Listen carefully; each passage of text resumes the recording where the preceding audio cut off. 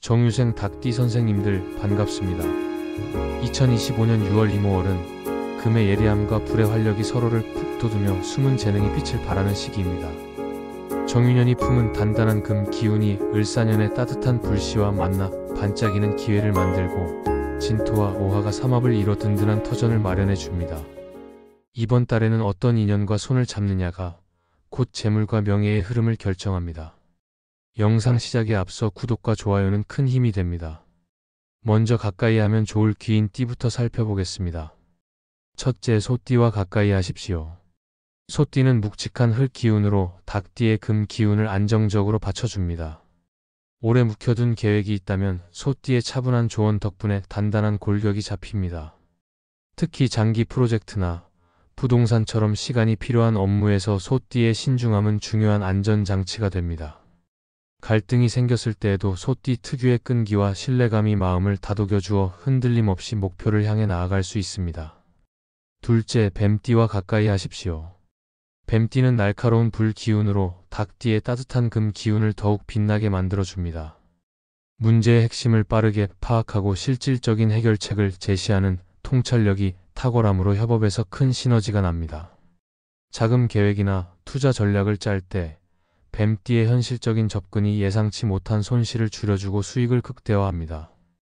또한 뱀띠의 열정이 닭띠의 신중함과 만나면 과감함과 안정감이 조화를 이룹니다. 셋째, 용띠와 가까이 하십시오. 용띠는 넓은 흙과 깊은 물의 기운을 동시에 품어 닭띠의 계획에 넓은 시야를 제공합니다. 장기적인 비전을 세워야 할 때 용띠의 원대한 관점이 숨은 가능성을 열어줍니다. 사업 확장이나 중요한 결정을 내릴 때 용띠가 던지는 한마디가 방향을 선명하게 잡아주어 큰 동력이 됩니다.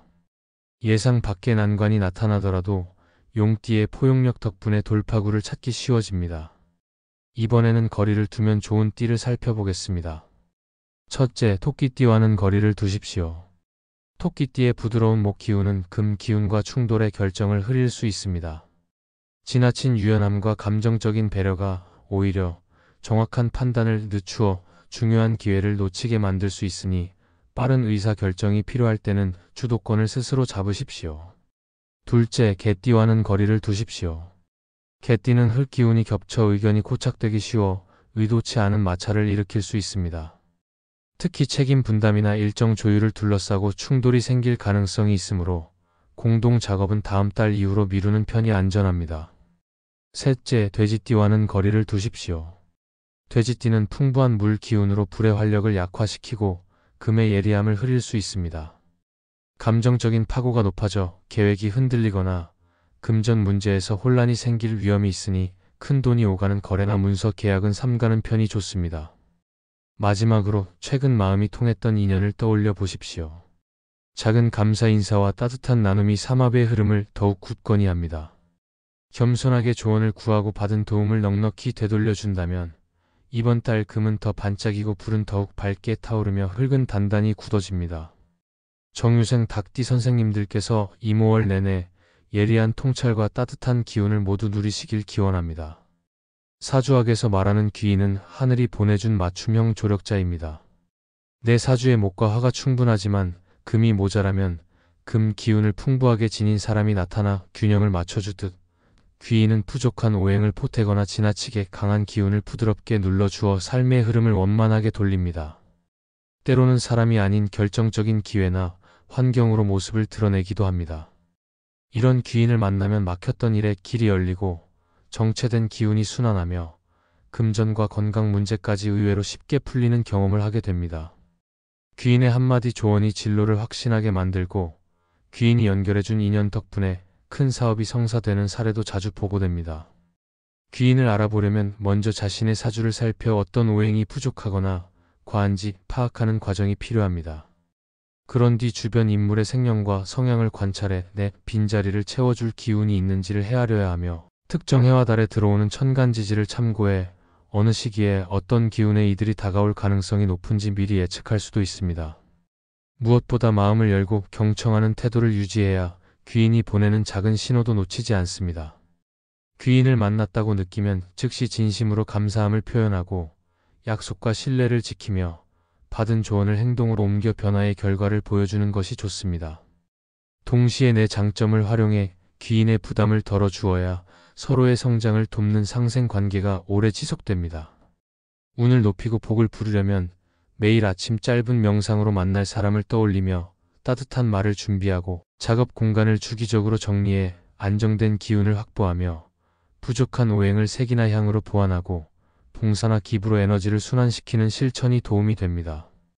작은 일에도 고마움을 크게 표현하고 타인의 장점을 기꺼이 칭찬하며 변화 앞에서 두려움을 내려놓고 한 걸음씩 실천하고 유연한 사고로 불필요한 집착을 비우면 물처럼 넉넉한 흐름이 생깁니다. 준비된 마음이야말로 귀인을 가장 먼저 알아보고 붙잡는 열쇠입니다.